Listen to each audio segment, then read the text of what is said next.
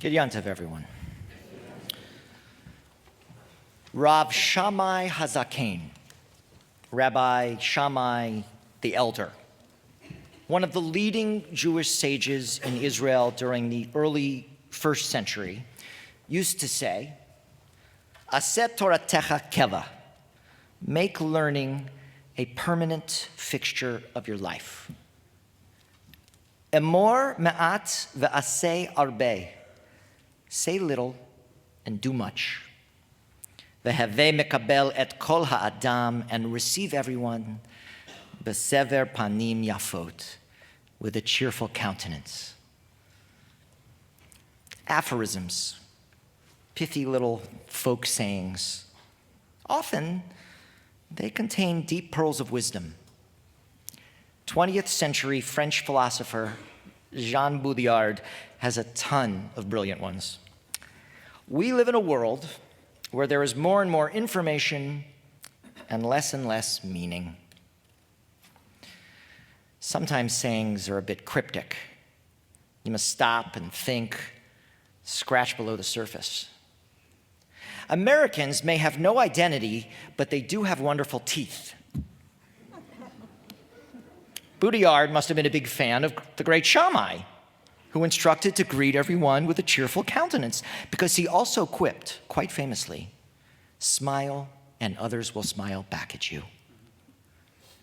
Both understood what the COVID pandemic illustrated for us all. Human beings desire contact with others. Smile and others will smile back. What are you, so hungry you can't smile back? I'm smiling up here. Was there ever a time where you met someone and after a while you understood that, unbeknownst to either of you, there was a reason you had met? You changed the other, or they changed you in some way.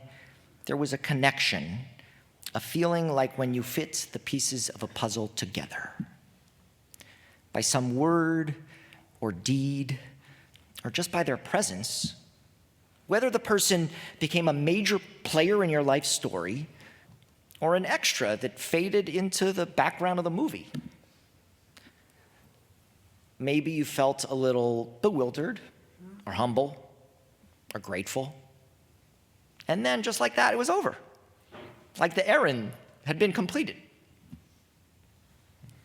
In considering the larger narrative of my life, there are these flashpoint moments in which I felt these invisible lines of connection. They seem to happen all the time. Small ones, like when I exchange a smile with a stranger, and big ones, like the moment I met Laura Isabel Newman, known to you as Rabbi Lori Rice. Yeah, I was bewildered, humbled, and grateful all at the same time. There are these particularly powerful, life-changing experiences when I connect or bond with other people. It happens when I attend life cycle events for my own family members. My niece Alexa is becoming a Brit Mitzvah this month, and the souls of our family will surround her in a circle of love, like a hora, the whole weekend.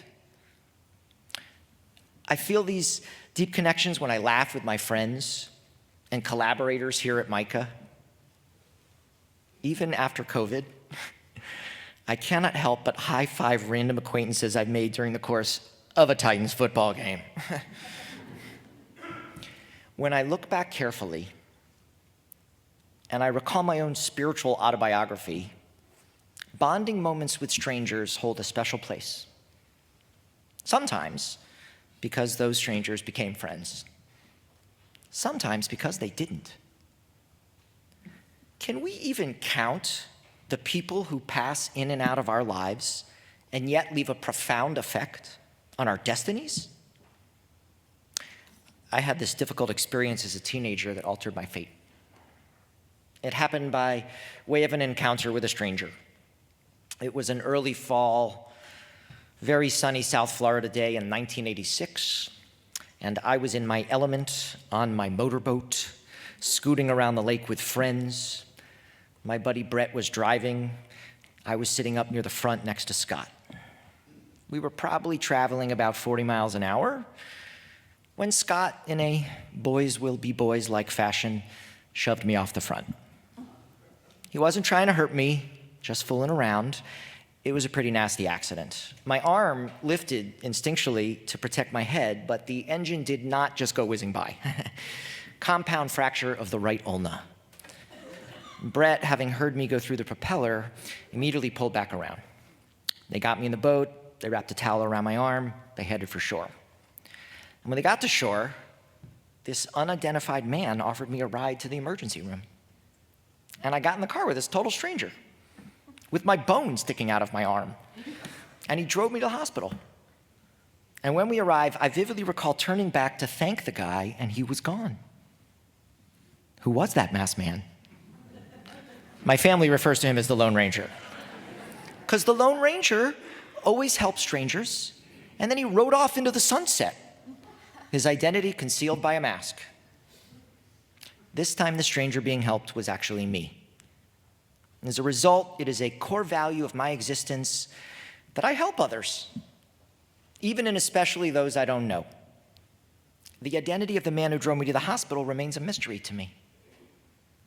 Rabbi Shammai, or any number of Jewish mystics, along with the great rabbinic commentator Rashi, would have claimed his name was Michael or Gavriel, that he was a malach, a messenger of the Most High.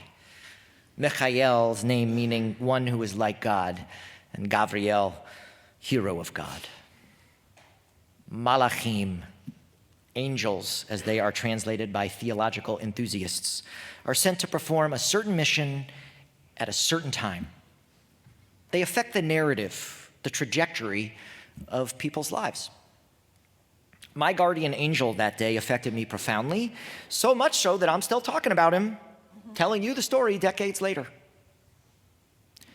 For the rest of the afternoon today, I want you to imagine the larger narrative of your life, the flashpoint moments in your spiritual autobiography, instances when you felt connected to people, the major characters in your life story, and the minor ones too. Conceive of your life as one big jigsaw puzzle, the most difficult one you will ever have to complete. Unfortunately, the puzzle doesn't come with a completed image on the front of the box. You will have to place all the pieces in the right place together. Lucky for you if that is simple. For most of us, it takes time and patience and effort to find all those missing pieces, place them where they belong. That's what today is all about. That's one of the miracles of teshuvah, repentance, or returning. Not only is today the day that you get to start writing a new chapter of your life story, you can also go back and edit the old ones. Add commentary. Reframe the story that you tell. When it comes to puzzles, here's a tactic a lot of people use. Put the easy pieces together first, leaving the more difficult phase of your puzzle for later. Is that helpful? If you're a simple person with a clear goal, an idea of what you want to achieve in your life, then your puzzle, I suppose, is much easier to assemble. If you're satisfied with your accomplishments and relationships, that means you've been assembling the jigsaw puzzle properly. For those who are struggling, there will be pieces who do not fit where you initially put them. And like with most puzzles, lots of people give up halfway. Pieces get lost. Sometimes we try to force pieces into the wrong spaces. At some point, you may have to consider starting all over again. Of course, failing and starting all over makes you better at this, and now you have the chance to make it right. Trying again and again teaches that failing and surviving life's difficulties engenders growth. So find a quiet space later today and recall the peak moments when the presence of your loved ones was like obvious, unmistakable. Don't forget the other stories too, in which your life, and the way it's turned out so far, hinged on a far more subtle encounter with someone. The Torah is full of such encounters for a reason. Stories where it seems like happenstance at the time on the surface, the first time you read it. Yet a closer examination, a reread, reveals that sometimes characters are sent on specific missions, tasked with bringing particular messages to particular people in certain moments of their life. It was, for instance, just last week on As the Torah Turns, that a malach, a messenger of God, called out from the heavens, Avraham, Avraham, al tishlach yadecha el hana'ar. Don't you dare harm that child. Altering the course of every Jewish life. Do you have any siblings? Competitive relationships with friends or at work with other contemporaries? Jacob, deeply vulnerable, preparing to reunite with an estranged brother, wrestles with an angel into the night. It is the most intense struggle of his life. And at the break of dawn, Jacob grabs hold of the angel and insists, Lo ashlechacha ki im berachtani. I will not let you go until you bless me. And the blessing includes a name change to Yisrael, Israel, one who wrestles with God. Names? The biblical character Hagar, whose name means the stranger, averts her eyes because she cannot watch her child die of thirst. No water in the desert heat. She sits at a distance, lifts her voice and weeps. A malach, an angel of God, calls to Hagar from heaven. What ails you? Vayivkach Elohim et einecha v'tera be'er mayim. Her eyes are opened and she sees a well. Joseph, in search of his brothers who are out pasturing their flocks, cannot find them. He's about to return home. He bumps into a stranger. Any chance you've seen my brothers? Joseph asks. Oh, I heard they went that way. This unnamed, masked man replies, and that's it. Joseph turns that way. We rabbis love that the Torah includes such a detail because we can only infer that had he instead returned home, he would not have been thrown into the pit, sold into slavery in Egypt. Years later, during the famine, his brothers may have sought food from Egypt, but they would not have found Joseph as Pharaoh's chief advisor. They wouldn't have been invited to stay in Egypt, wouldn't have been enslaved to a new Pharaoh, wouldn't have suffered years of oppression, and would not have ultimately been redeemed. The whole narrative of the Torah, its whole story preserved by another lone ranger, just out on the prairie and nice enough to give directions, which means you and I might very well meet malachim, angels, messengers along the way who preserve the narrative of our lives and we wouldn't even know it.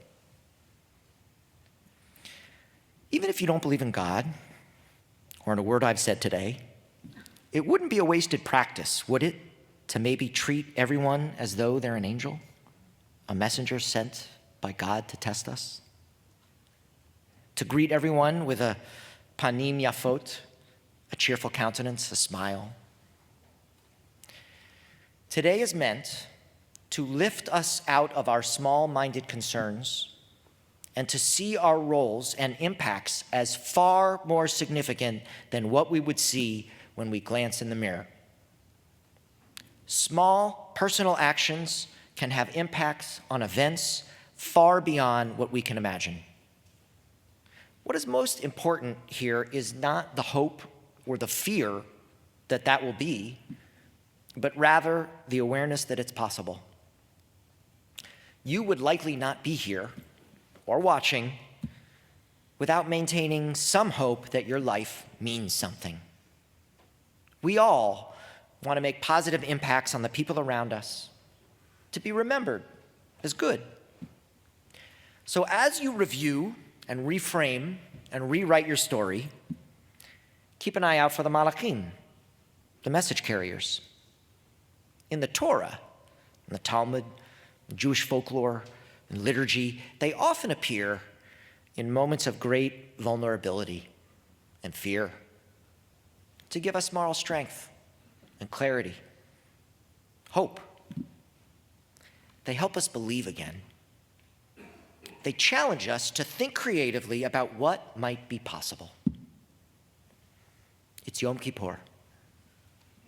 Why am I sharing this with you? Because as the day drifts on and you reflect on your life story, I want you to consider two stirring possibilities. First, that there are angels everywhere. Not only back then, but during your life too. There are those souls who are blessed, tasked really in this world with the holy work of transmitting sacred messages. Some wrestle with us, giving us strength and clarity and perseverance, resilience, especially when we're most vulnerable, like Jacob's angel. Others plant seeds of hope and possibility in our darkest moments, like Hagar's angel, pointing out what we cannot see alone. A few lovingly hold up a mirror to our souls and awaken us to the need to do better, to live in greater alignment with our values, to cherish the preciousness of life, like Abraham's angel. And no doubt, like Joseph's angel, there are several whose sacred task it is to gently, subtly point us in the right direction so that our stories can unfold with grace. Ki malachav yetzaver lach, for angels will be commanded, lishmarcha bechol derachacha, to guard you wherever you go.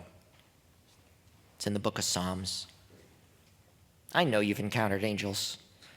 The quiet whisper, the mysterious presence, the person who gave you a loan when you were desperate and then didn't let you repay it. The one who sat in the darkness with you, not to cheer you up, but just to be by your side. The stranger who said, hey, we moved to Nashville to be near our kids too, and then invited you to dinner. The one who came into this room with you so you didn't have to come alone to say Kaddish for a loved one. The acquaintance you have at Micah who told you her husband also has Parkinson's and she could help. The mentor who saw your promise when you could not. The aunt or nanny who changed your diaper how long ago? All these folks are angels who take human form. And so there's a second thing I'm going to ask you to consider. You may be one of them. I know it's much harder to believe. It's a daring theology. The idea that each of us is brought into this world with some higher purpose. Each one a messenger of the Holy One. Each one of us called to be aware so that when the moment arises, we're ready to step up. Here's my favorite part. Rabbi Sharon Browse figured it out. The question the angel asks Hagar the day that she was found weeping and wailing in the desert, the one I translated for you as what ails you, Hagar, the Hebrew is malach. Malach. It's the word for angel. If we, when we are asked to step up, meet the call, like when we see someone bleeding and offer them a ride to the hospital, or when we see someone in pain or lost and we ask, malach, what ails you? How can I help? We become the malach, the angel, ourselves. And here at Micah, our masks are not just for COVID. Like the Lone Ranger, we wear them as a sign of our humility. We are helpful. We are generous without the need for credit. That's just how we angels at Micah roll. There's one profound theological dilemma that I must mention. Sometimes angels appear just precisely when we need them, and sometimes they don't. Why? I don't know. I don't know why some people are saved and others are not. The only thing I can come up with is that since we don't understand the inner workings of who sent and when, all the more so, we must make sure that we step up forward when the angels are needed in us, to train our eyes, to see the malachim, the messengers before us, to know in our hearts that we too are called to be malachei chasharet, ministering angels, messengers of the Most High. So, take some time this afternoon and revisit your life story. Edit the parts that need it. Look for the layers of the text of your life, the story beneath the surface of the narrative. Consider the characters, big and small. Dig deep. And know that maybe this year, if you smile, the whole world might smile back at you. Because spiritually speaking, each lifetime is the pieces of a jigsaw puzzle. Some people have more pieces, and their puzzle is more difficult to assemble. Some people are born with like a nearly completed puzzle. And so it goes. Souls going this way and that, trying to assemble the myriad of parts. This we know for sure at Micah. No one has within themselves all the pieces to their puzzle. Like when they used to seal the jigsaw puzzles in cellophane, ensuring that all the pieces were there. Everyone carries with them at least one and probably many pieces to someone else's puzzle. Sometimes we know it, sometimes we don't. When we present our piece, which might be worthless to us, to another, whether you know it or not, whether they know it or not, you are a messenger of the Most High. Good Yom Tov.